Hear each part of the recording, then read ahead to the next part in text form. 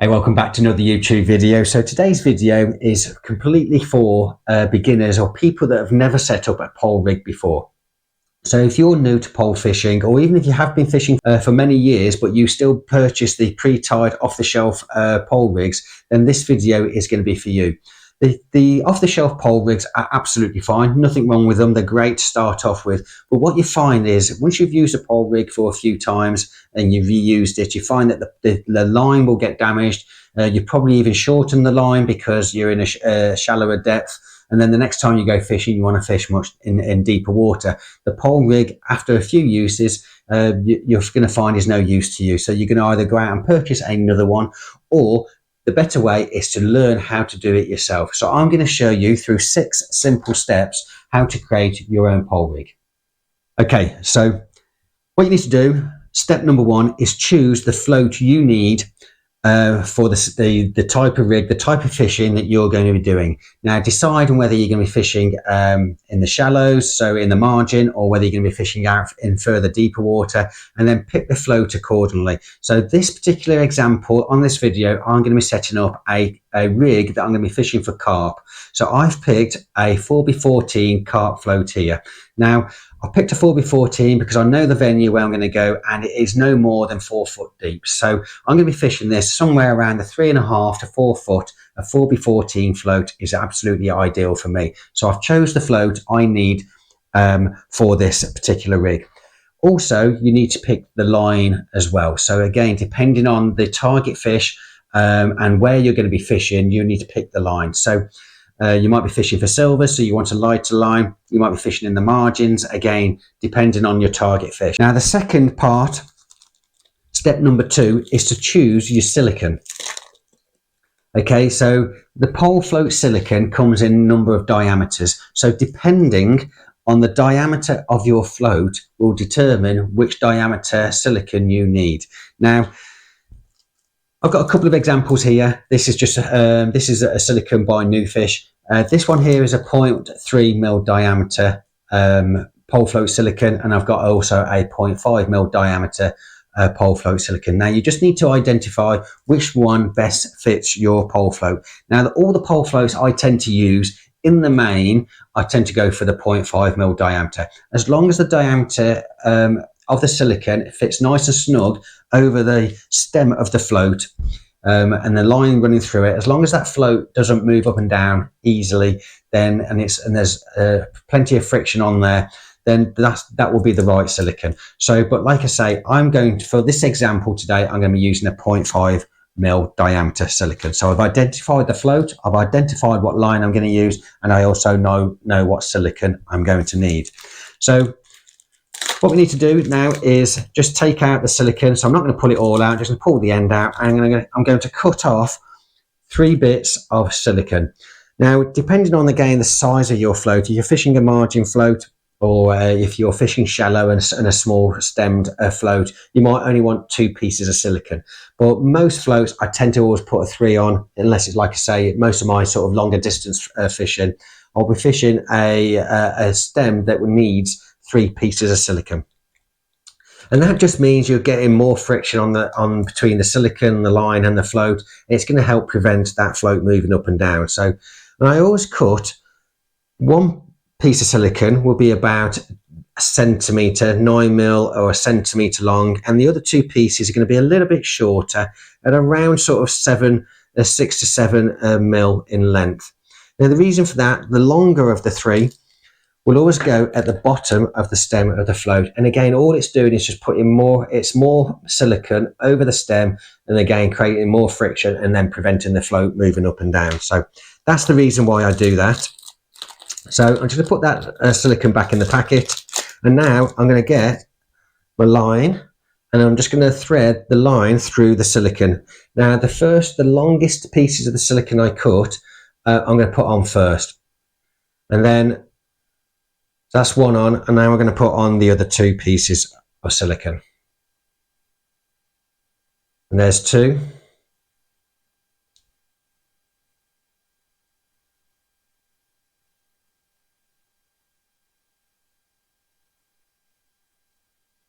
And there's 3.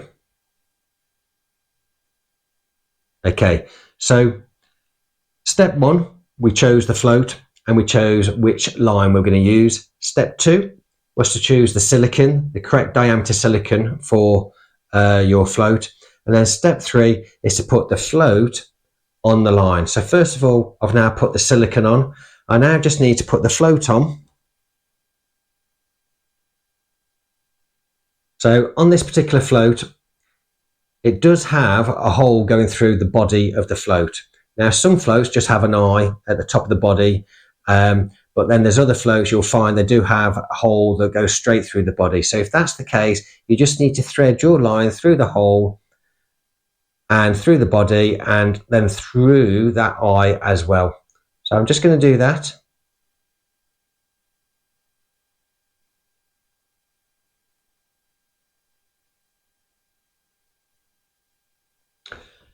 Okay, so I've just put that. I'll now push the line through the body, through the hole, going through the body now, and it's also going through the eye of that float. Now I'm just going to take some more line off my spool here. Pull the float down a little bit. So I've got plenty of line just the other side of the float, just so I can now easily handle the float. Now what I need to do next is just put the silicone over the float, over the stem of the float, and just push each of those 3 pieces of silicone onto the stem. So when you do this, just make sure that the line runs through nice and straight. So as it comes through the body or through the eye, it then runs nice and straight along the stem and through the silicone. You don't want it twisted round. So I just put my first one on. I'm just going to move that now up to the top of the stem of the float. I then just need to put the other 2 pieces of silicone on.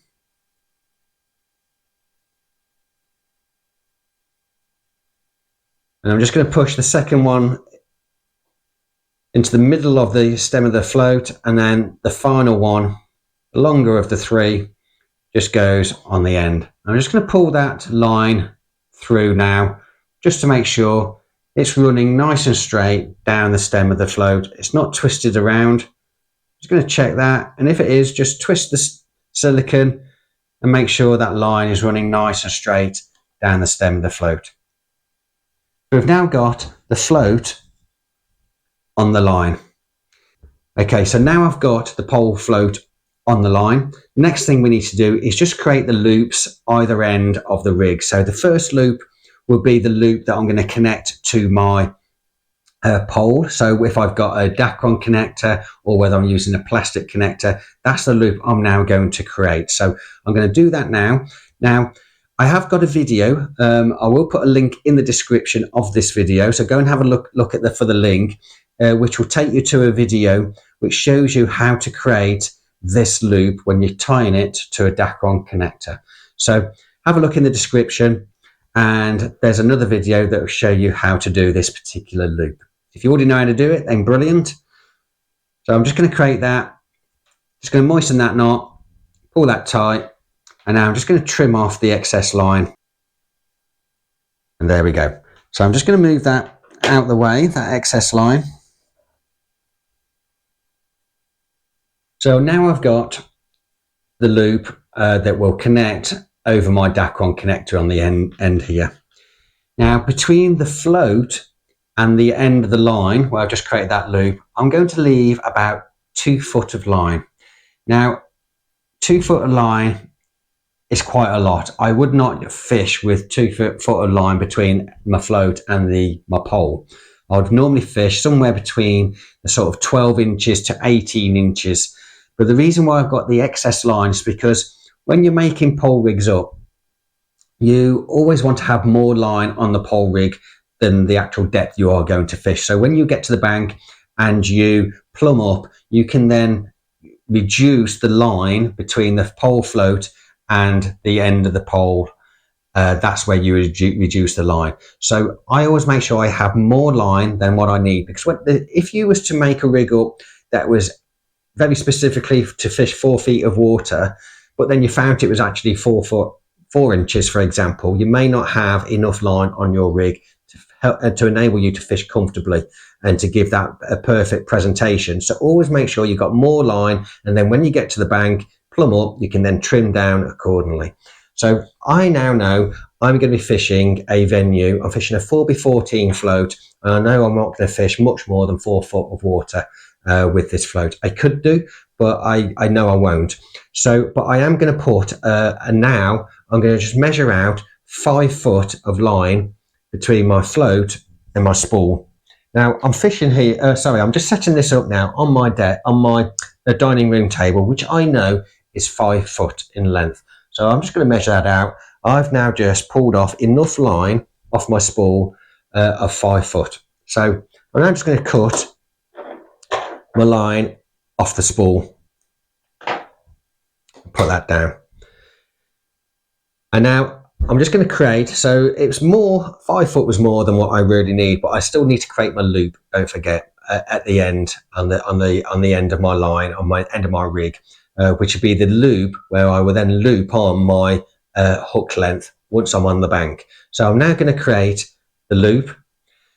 Now, again, in the description, I will put another link in, which is to a video of how to use one of these loop tying tools.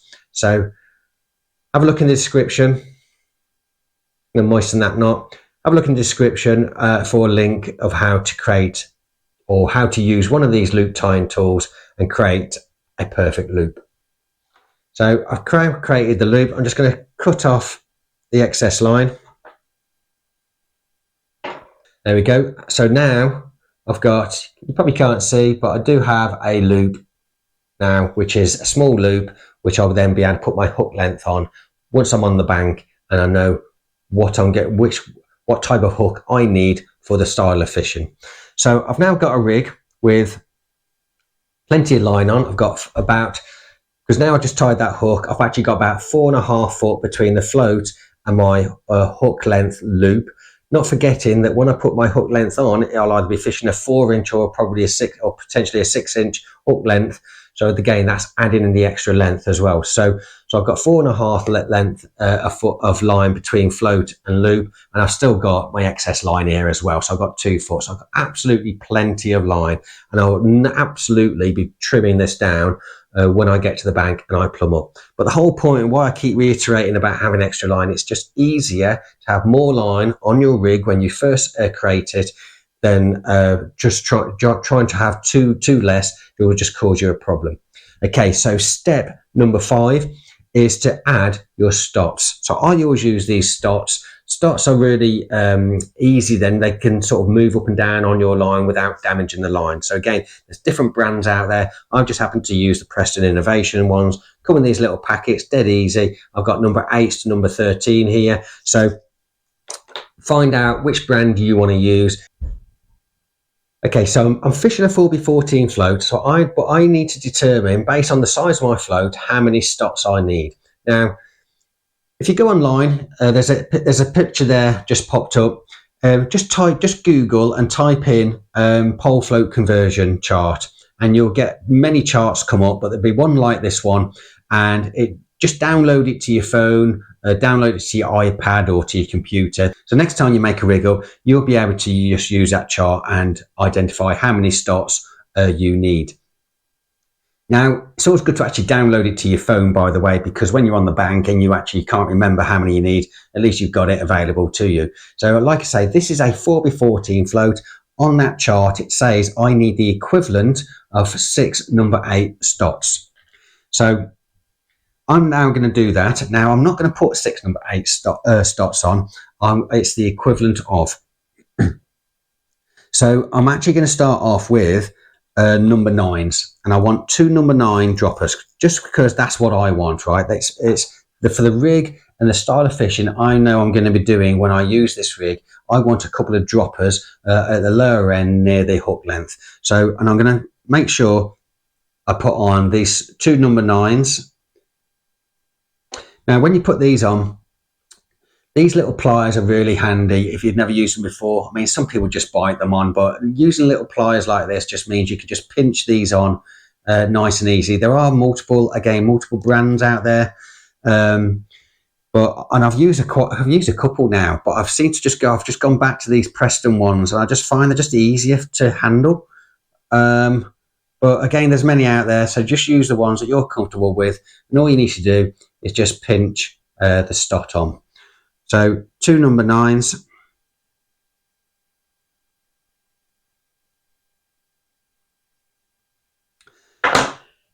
Okay, so I've got 2 number 9s on now, but like I say, I need to have the equivalent of 6 number 8s. But I'm now going to put on 4 number 8s. Now that will still make my the float, the weight of my stot still a little bit less. So the 6 number 8s, that's obviously going to weigh a certain amount in weight.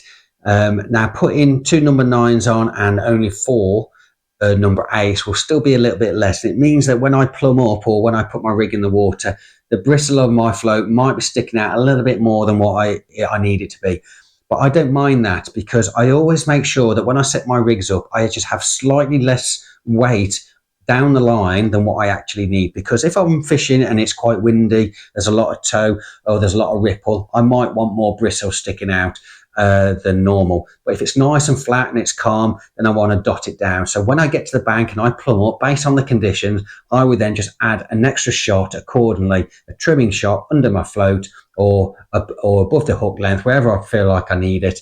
And I'll do that when I'm on the bank. But like I say, when I create new rigs, I just the amount of weight I put on, I just put it on slightly less than what the recommended is. So I'm now going to put on my 4 number 8s. So I'm just going to get some out there. I'm going to just put them on the line now.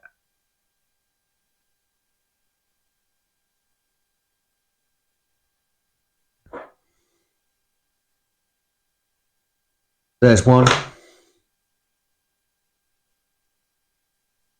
4. Okay, so now I've got the stots on, the amount of weight I want on this new rig. So I started off with 2 number 9s, and then I've got 4 number 8s. Now what you need to do is just space them where you feel they are in the right position based on the style of fishing you're going to want to do. You either want a bulk shot pattern, or you want a strung out pattern, or you might even want a tapered pattern. It all depends on what you're going to be doing and the fish and how they react. But I always start off with my 2 number 9s at 3 inches apart. And then I put my next number 8 at 3 inches apart. So my first number 8 will be 3 inches from the number 9. And then my next one, so I always start off with basically a strung out shotting pattern in the main.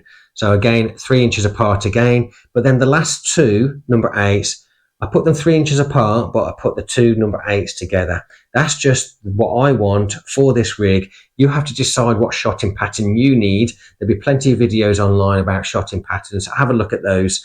But I want this rig, it's going to be a cart rig. I know roughly what the conditions are going to be on the day. I've already looked at the weather forecast. Therefore, I want my rig to get straight down to the bottom as quick as I can. But in that last 2 foot of water, I want a nice slow drop of my rig. So if the fish are just off the bottom, I might get a bite off the drop on the drop, and if not, it'll just nicely drop through the water. Hopefully the fish are watching that bait go down when it hits the bottom. Now throughout the day, I might change that shotting pattern. I might actually reduce the size. I might have a bulk shot, I might have a tapered, whatever it might be, shotting pattern, but I start off with that. So you just need to have a shotting pattern you want to start off with, but it's when you get to the bank, based on the day, the conditions, the fish, how they're behaving, you would then adapt your shotting pattern. Okay, and then, so we've got our shots or our stots on the line. There's one final stot you want to put on, and that is a one for a back shot, basically above the float. So about 5 inches from the float, I'm just going to put on a number 8 stot there. Now that's obviously going to help me stay in control and stay as I'm fishing. I'm going to be holding that stot just a little bit, just above the water, out the water. If the wind picks up, I can just drop it in the water, but that's going to help me control the float. So I've got my back shot on, I've got my float on, using 3 pieces of silicone, and then I've got further down the line, I've got my the number of starts I need that's going to help for this particular float. Like I say, use the conversion chart. Then at both ends, or the main end down near the hook, I've created a small loop. Then at the top end that's going to connect to the pole, I've created a bigger loop. Then that will connect to my Dacron connector or the pole connector. And the final step of setting this up, this new rig up, is to put it onto your pole winder. So make sure you've got some pole winders. Again, go and purchase these, different sizes, but I'm using this red one today, perfect for this particular rig. On the pole winder, you've just got like a little hook here on the inside. Just put the little loop that you created for your hook length over that little hook, and then just wrap your pole rig around nice and gently. You will need to adjust your float just so it goes over the, or on the inside of that pole winder, and then just carry on wrapping the line around. Little tip, if any of your stots do catch the top or the bottom of the winder, just move the stot up or down out the way. You don't want it sitting on the plastic. And then just wrap it round. Okay, and then finally, just get your loop and open the loop up. And then the little black slidey piece here that goes up your pole winder, just hook your loop over onto that. And there we go. Secure the end of the loop onto the little black sliding bit. And there we have it. You've now got a brand new pole rig ready to go next time you go fishing. Hope you guys have enjoyed that video. It's dead easy. Give it a go. Do it at home. Do it on your dining room table, in your shed, in your workshop, wherever it may be. And once you've had practice of this a few times, you'll also be able to set these up on the bank. But if you guys have learned something from this video and you've enjoyed this video, please do leave a comment down below on this video. It really, really helps the channel. It helps give me feedback, what you've liked, what you've learned, and maybe there's something I can learn from you. So as usual, guys, if you haven't subscribed to my channel, please subscribe to it. Don't forget to hit the notification button as well. You get notified next time I upload. But until then, tight lines and enjoy your fishing.